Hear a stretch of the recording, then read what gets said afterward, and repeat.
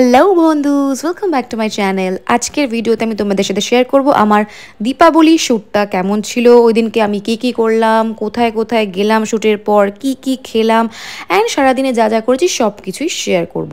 আর হ্যাঁ জানো, সেদিনকে আমার জুতো ছিঁড়ে গেছিলো, কি একটা হ্যারাসমেন্টের অবস্থা। তো সকাল সকাল আমি রেডি হয়ে চলে যাচ্ছি অনুসুয়ার বাড়িতে হেয়ার করাতে। অনুসুয়া নর্মালি আমার বাড়িতে এসে হেয়ার করে দেয়, বাট সেদিনকেও বাড়িতে একা ছিল আর ওর বেবিটাকে দেখার কেউ ছিল না বলে আমি ওর বাড়িতে গেছিলাম হেয়ার করতে। ওর বেবি মানে কিন্তু 4 পেই বেবি, একটা পুচকু বেবি ডগি। গয়নাগুলো পরবো, গয়নাগুলো পরার পর হেয়ারটা করবো। সেটা তোমাদেরকে দেখিয়ে দিই, লুকটা ফাইনাল লুকটাই দেখাচ্ছি, বিকজ অলরেডি অনেক দেরি হয়ে গেছে। একবারে ফাইনাল লুকটা ক্রিয়েট করে তারপর তোমাদের কাছে আসছি। পুরো লুক তৈরি হওয়ার আগেই আমি চলে এসেছি, গয়নাগুলো হাফ পরে নিয়ে।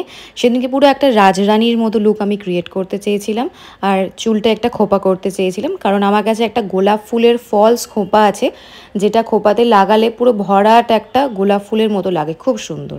তো এই হচ্ছে আমার ফাইনাল লুক। কেমন লাগছে কিন্তু অবশ্যই কমেন্ট করে তোমাদের জানাতে, কখনো ভুল হয় না জানি, তাও বলতে ভালো লাগে তাই জন্য বলছি। অনেক জ্যামের জন্যই বেলঘরিয়া থেকে মানে বেরোতে লেট হয়ে গেল, এখনো অবধি পৌঁছতে পারলাম না, এখনো রাস্তায় আছি, সাউথ সিটি যেতে হবে। ফাইনালি আমরা এসে পৌঁছে গেছি।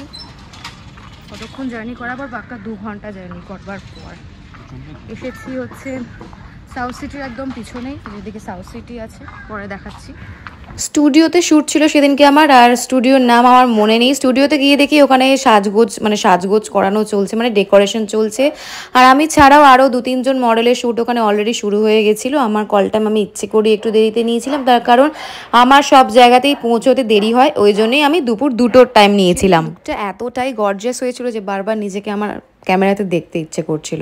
আমি যখনই সাজগোজ করি তখনই সবসময় চেষ্টা করি যাতে একটু অন্যরকম লাগে, আমার মুখটা যাতে খুব সুন্দর লাগে, অল্প সাজেই যেন ভালো লাগে। বাট এই দিনের সাজটা একেবারেই অল্প সাজ ছিল না, পুরোপুরি ফুল ব্রাইডালি সেজে চলে গেছিলাম, কারণ দীপাবলি বা দুর্গাপুজোর শ্যুটে একটু সাজগোজ না করলে খুবই হালকা লাগে। আর দিওয়ালির শ্যুট এটা আমার প্রথম করা। আমি আজকাল এখন শ্যুটগুলো একটু করছি শুধুমাত্র আমার সোশ্যাল মিডিয়াতে এগুলো শেয়ার করব বলে। আর শ্যুটগুলো কিন্তু খুবই খরচ সাপেক্ষ। এই যে মেকআপ বা জুয়েলারি বা হেয়ার করতে, মেকআপ আমি যদিও নিজে করি কারণ আমার মেকআপ আর্টিস্টের প্রয়োজন হয় না, আমি মেকআপটা খুবই ভালো করতে পারি, কিন্তু এই যে হেয়ার করতে লাগে, এই যে ফটোগ্রাফার স্টুডিও ভাড়া দিতে লাগে, দেন যাতায়াত খরচা, পুরোটাই কিন্তু একটা ইনভেস্টমেন্ট। এরপরে এই ছবিগুলোতে যখন আমরা খুব ভালো রেসপন্স পাই, এগুলো কিন্তু খুবই ভালো লাগে। আর এখানে দেখো এই বড় প্রদীপটা জ্বালানো হচ্ছে, বিকজ এই বড় প্রদীপের সামনে বসে আমার কিছু শ্যুট ছিল, সেটার ফুটেজ ক্লিক করা হয়নি, ছবি তুলেছি, ছবি পরে পারলে শেয়ার করবো। তো আমার এখানে প্যাক আপ হয়ে গেছে, আমি শাড়িটা চেঞ্জ করে নিয়েছি, চুলটাও খুলে নিয়েছি, বাট লুকটা এত মিষ্টি লাগছিল বলে এভাবেই বেরিয়ে গেছিলাম। শ্যুট শেষ হয়ে গেছে, এবার আমি যাচ্ছি ভবানীপুর। মনে হচ্ছে না আমার বিয়ে হয়ে গেছে, আমার এরকম টাইপের লুক খুব পছন্দ।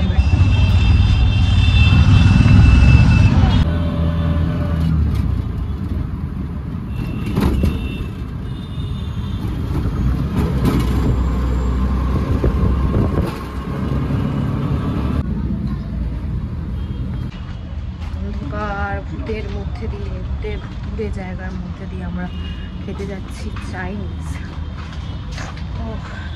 এসে গেছি ভবানীপুরে টিবেটিয়ান ডিলাইট। আমি চাইনিজ খেতে ভীষণ ভালোবাসি, আমি অনেক বড় বড় রেস্টুরেন্ট ঘুরেছি, বিশেষ করো এই রেস্টুরেন্টটাতে যারা গেছো তারা জানবে, এটা দেখে খুব একটা ভক্তি না লাগলেও এইখানে মানুষ ছুটে আসে শুধুমাত্র খাবার টানে। আর আমি ভীষণ খুঁতখুঁতে, আমি একটু বড় জায়গা ছাড়া সত্যি যেতে চাই না, কিন্তু আমি এখানে বারবার ফিরে আসি খাবারের টানেই।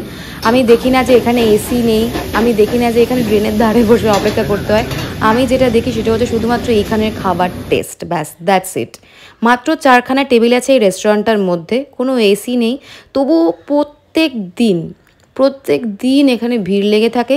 খাবার প্রচণ্ড রিজনেবল, মানে একদম যে কোনো এজ রেঞ্জেই মানুষ খেতে পারবে। এজ রেঞ্জ বলতে গেলে মানে কলেজ পড়ুয়া যারা, তারাও খেতে পারবে, যাদের অল্প একটু পকেট মানি তাদের, কারণ এখানে একদমই হিউজ কোনো কিছু দাম না, ভীষণ পকেট ফ্রেন্ডলি আর ভীষণই খেতে সুন্দর। তো খাওয়া দাওয়ার পর বেরিয়ে মেট্রো করে আসার পর দেখলাম আমার চটিটা পুরোটাই ছিঁড়ে গেছে। যাচ্ছি, লোকজন সবাই পায়ের দিকে তাকিয়ে দেখে আমার দেখছে, ভাবছে বোধহয় পায়ে কিছু হয়েছে। তো তারপরে মেট্রো স্টেশন থেকে সোজা রিক্সা ধরে বাড়ি। আজকে ভিডিওটা ভালো লাগলে লাইক করে দেবে, কমেন্ট করে জানাবে কেমন হয়েছে, আর অবশ্যই চ্যানেলকে কিন্তু সাবস্ক্রাইব করবে। আরও অনেক নতুন নতুন ব্লগ কিন্তু আমি আমার চ্যানেলে নিয়ে আসবো। Bye bye.